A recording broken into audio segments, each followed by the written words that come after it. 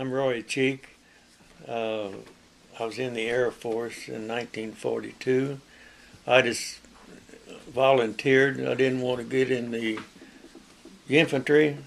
I didn't want the Navy, so I decided what I wanted to do was get into the Air Force. When I got in basic training in St. Petersburg, Florida, they wanted volunteers to fly, and I took up my hand, and here I am. I was a gunner then on. Well, they said I was had to go, well, I had to go through armory school and gunnery school, and then I met my crew in Pyote, Texas. That was the first time I'd ever even been up in an airplane when I got my crew. There was 10 of us in B-17s at that time. And since I was the smallest, they put me in the ball turret, which is a pretty cramped place to be. And we went through training in Pyote, Texas, Windover Field, Utah, Dyersburg, Tennessee, and shipped overseas in November of 43. I flew my first mission in December of 43. I don't remember now. I think it was Bremen, Germany. It was the first combat mission that I was on. And then on February the 22nd, 1944, I was on my 14th mission, and we flew what we call the coffin corner, or the last man, the last plane and the last formation, and the lowest one. I was the lowest man. I couldn't see any other planes around. We went to Aschersleben, Germany, which is about 120 miles west of Berlin. At some time, I don't remember just where it was, somewhere over Germany, we were attacked by fighters, and it was a lot of flak. And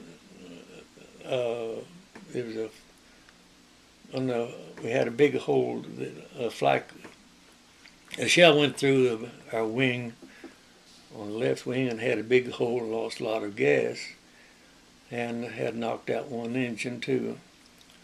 And about that time then, there was a piece of shrapnel come up through my ball turret, hit me on the left side of my leg, and just barely missed my head. But it felt, when my leg felt like I was bleeding, so I felt like it was blood in my boot, so I got out of my ball turret, got up into the radio room and tore my pants open, looked, see what it was, and it was just a few specks of blood, all it was. But anyway, it hurt so bad that I wrapped it up with a lot of gauze. And then I asked the radio man where we were. He said we was over Holland and was headed for the North Sea, since we didn't have enough gas to get back to our base in England or get to Sweden. So we was going to ditch in the North Sea. And we was going along, and I was looking out the window, outside the window, and here come a Messerschmitt Me-109 from the side. And he shot a shell, hit right where the ball turret was, where I would have been if I'd been in the ball turret, but I had not turned the power off of the turret, and the door was going up, was creeping under, so I just latched the door to, and it was up in the room in the plane. Well, when the shell hit the turret, hit the plane, the waist gunner and I had both decided that we didn't need us anymore. So he hit the door, got to the door first, and he unlatched the door. Well, when he unlatched the door, when he started to jump, the door held him against the side of the fuselage because of the slipstream. Well, I was right behind him, and I pulled the emergency release on the door and kicked him and the door both out, and I jumped. I just cleared the plane when I pulled my parachute ripcord, and it was out in front of me. So the time I got my head back up on top of my shoulders, we was guys going down through the trees. After the war, I saw my pilot, and he said I was between 800 and 900 feet when I jumped, so I was lucky to even be alive. But when I hit the ground, I landed in a ditch, and I just sat down on the side of the bank. It'd been real easy. It was real easy when I hit the ground. And I was looking around to see then what to do or where to go, and I looked up, and there was maybe 15 or 20 people was up beside the road, and they was about 100 yards from me, and they motioned for me to come their way. And so I went up to them and asked if anybody spoke English, and they said, yeah, no. So they thought I was English. So I said, which way to go then? Stopped my treat, and they for me to go on out through the side of a house, and out through some fences, and out behind that fence row where I took off my parachute harness, some other clothing that I didn't need. And I was sitting there looking around, wondering what to do. And I heard a whistle, and here comes a fellow across the field out to the side of me. And I was crawling through the fence, and he asked, first thing he said, "You got a cigarette?" And I thought, well, the heck, that's a fine place to ask for a cigarette. And I reached down to get some, and I found out my pocket on my jumpsuit had been torn open, and I had lost my cigarettes in it, and my packet with money and maps and everything. I'd lost all that. Well, anyway, he took me across this field to a house, and he sat me, and we went into a shed first. While I was sitting there in the shed, and there was several people come in and watch me. They wanted to see some airmen, and this one that took me across the field had left, and he came back in and told me to follow him, and I went into a house, and it was a doctor. And the doctor had married, well, they spoke good English. He had married an English woman, and he doctored my leg, they took my army clothes and gave me civilian clothes, and then they was wondering what to do with me then. Said, well, there's a neighbor up there that had a whole bunch of kids, and another kid didn't think it'd be out of place, so we went and got in the car and went up to them.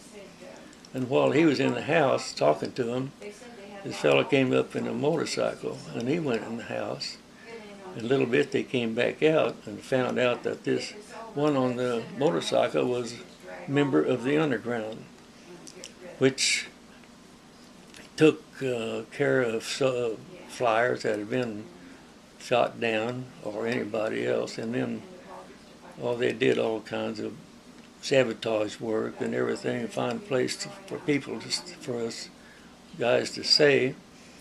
So that night they took me, we went then to a house where a couple of old people lived, and they couldn't speak English, but anyway, they told me to go upstairs. Well, it took me upstairs into an attic, and they had a feather bed up there, and I just sunk down in it, and I slept good that day and that night. The next night then they came and got me. I took a picture from identification, and then they took me to a church up in the attic of a church where I stayed for 2 weeks while my leg healed up. And from there then we went to they came and got me and went to the southern part of Holland. Well, I got on a train at Nijmegen. It went to Roermond down in the southeastern part of Holland.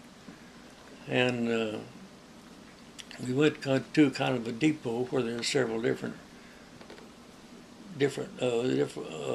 nationalities. Well, there was English flyers and American flyers and Canadians, and several different ones in this house. And that was kind of a depot for the underground. And then they would take, while we was there, they would find a place for us to stay with people around the neighborhood. Well, I was there for maybe 2 weeks or so. I don't remember now just how long. But I couldn't ride, I never did ride a bicycle when I was a boy, so every place they went to, I had to be on the bicycle. They took me on the back of a bicycle. And while I was there, they said, "You got to learn to ride a bicycle." So this is we was in trees, and I had to learn to ride a bicycle and through these trees. I don't know, there might be some bark knocked off of them yet, but anyway, I learned to ride a bicycle there. So I was there about a couple of weeks, and they took me in, going into the town of Roermond.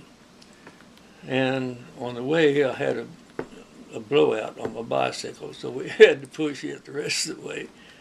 And then they took me to a house, and it was kind of a row house. There was a man and woman and their daughter. And next door, I was there for maybe a month or so. It was over during the Easter, and I remember having a Easter dinner. I mean, it was real good. It had beef, and it might have been horse meat, I don't know. But anyway, it was probably about an 8-course meal. It took us about all afternoon to eat, and all I was full, but it was sure good.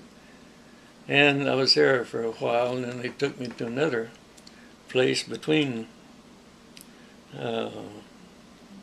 a house that was between where a junction of two railroads. And this is where I met another boy named Marion Gilmore. He had been shot down 2 weeks after I had been. He was on the first Berlin raid. And while we was there, the invasion started. And so there was a lot of German traffic on the railroads. I could see horses and buggies and cannons and tanks on these planes. It was kind of funny to see all this horses and everything on this, buggies, covered wagons and everything on these trains. Well, we was there for a while, and there was Germans wanted a place to stay, and there was a garage connected to this house we were in, and the soldiers moved in on this garage. And at night, they would come in the house and write letters home. And when they was there, Marion and I would be either in the attic or in the basement somewhere where the Germans couldn't find us. Well, one day then they decided they was evacuating all these houses in this block. So Marion and I, we had suits. So when we was leaving, then they gave us suitcases. We had one in each hand. And we walked up the street through a whole bunch of German soldiers. The streets just full of soldiers, and we walked right on up through them.